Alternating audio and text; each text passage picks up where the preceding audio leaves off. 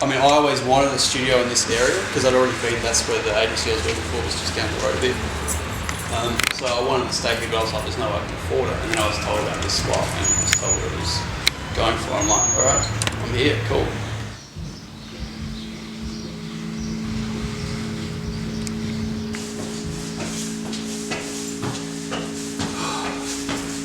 The environment you're in for a creative person is so important, you know, because you feed off of that.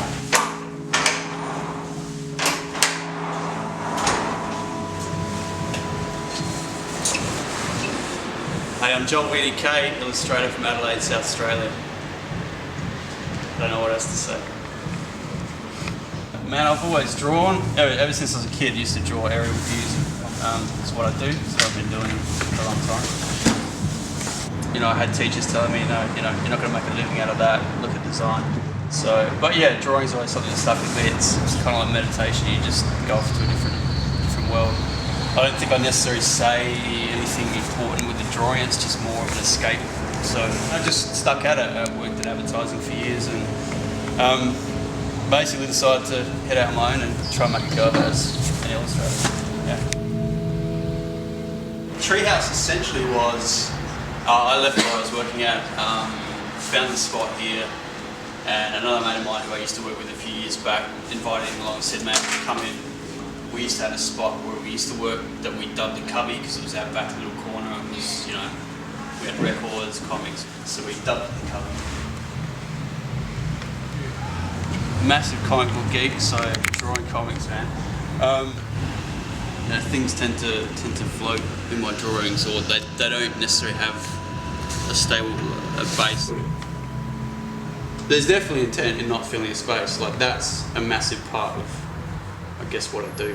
Like, I could probably look back at stuff and know what type of music I've listened to, in a way, just to, you know, whether it was something chilled out, whether it was something more aggressive. I'd probably see it, but I'll be listening to something that'll put me in a certain headspace. Like, I mean, I don't think there's anything necessarily deep meaning about my work, but if there is anything, it's that. It's that, you know, these characters, these creatures, people, whatever they are going from one place to another, and that's kind of up to the person to decide what that necessarily means. In essence, I guess it's more because of what I believe that like for me, creation is spiritual. Like you don't, not to get into a debate about what creation is or science versus whatever, but at a purest form, like creation for me is spiritual. Like you're engaging in a spiritual act, and for me, it's not even necessarily that you need to be conscious of it.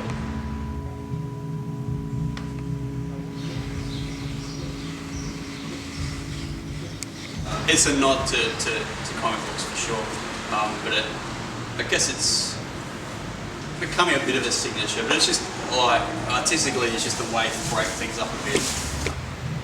Yellow Submarine, massive influence. There's a few guys from the 60s and 70s that draw with that, I guess, slightly psychedelic kind of thing going on, but I love it because it breaks stuff down into shapes and form and flow again. But I don't think there's any gravity in my world. Everything's kind of floating. With Treehouse, in terms of Treehouse projects, which is kind of a separate thing in a way, a big part of that is helping other small businesses do what they do. Yeah. I do work for Real Store downstairs. I do work for House. I do work for Wax Museum. I paint sales signs for Annie's RHD. So this community, this street culture, it's massive to be a part of that, because if you don't foster community, then there's no connection. It's just, you know, you can have shops, you can have things, but they're kind of empty in a way. People want personal touch, and all the places that we connect with around here, that's what they're big on. They're big on the knowledge of what they do. People are in a similar boat in that they're all small businesses. They're trying to make or follow the dream of what they're doing, whether it's, you know, Offie doing Wax Museum, whether it's Trick doing House, Andy doing RHD, you know, even the guys at Nano doing what they do. It's about being independent. So it's kind of, with the Treehouse project stuff, it's I guess partnering with them, build up that aspect of community, and I guess that's what's really been happening here. Is there's a real strong community being formed, and people are attracted to it. It makes this end of town a little bit different than somewhere else, which is good because there needs to be difference. There needs to be, the east needs to be different from the west in terms of what's happening.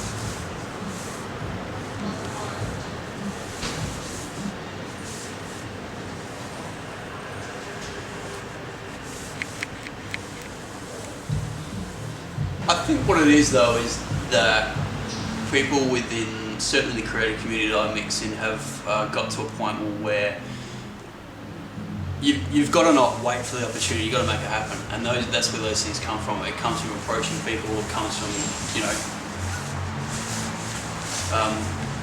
with the people that you already know, like what are they doing, what's their connections. It really is about looking for opportunities. But in essence, I think the reason why that stuff's happening more is because local artists, designers, whatever, are being more proactive. They're going, we're not going to wait for people to legislate a change, we'll just do a change, we'll just make it happen. I don't know, maybe I'm revolutionising evolution. Ooh.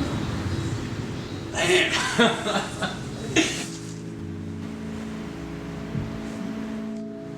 In a word, it's frustrating being South Australia. It's frustrating being in Adelaide. But it's either you can, and I'm talking creatively, like, I don't know what it's like for other people. So you can tick off to Melbourne or Sydney and do all that, which is fine. I've got friends that have done that. Or you can, sounds really corny, you can hang around and try and do something different. So it's kind of, maybe it's arrogant in the way to think you can change something, but it's about, okay, if we all tick off, then there's that community doesn't exist. So, it's just about sticking around. That's South Australian, I guess, isn't it? Sticking around.